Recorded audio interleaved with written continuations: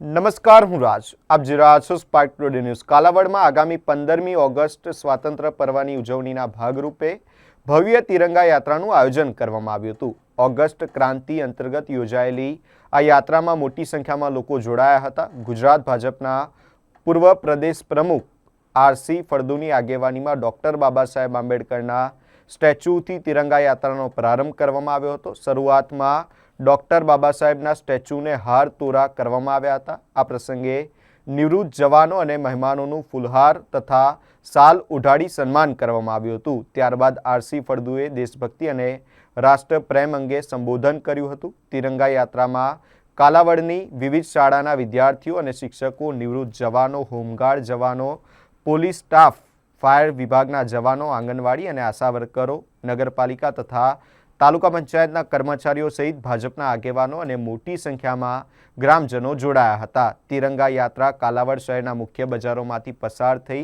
Bus stand નજીક આવેલા સરદાર વલ્લભભાઈ પટેલના સ્ટેચ્યુ સુધી પહોંચી હતી, જ્યાં સરદાર પટેલના સ્ટેચ્યુને હાર તોરા કરી યાત્રાનું સમાપન કરવામાં આવ્યું હતું. દેશભક્તિના નારા અને હાથમાં લહેરાતા તિરંગા સાથે સમગ્ર કાલાવડ શહેર રાષ્ટ્રપ્રેમના રંગે રંગાઈ ગયું હતું.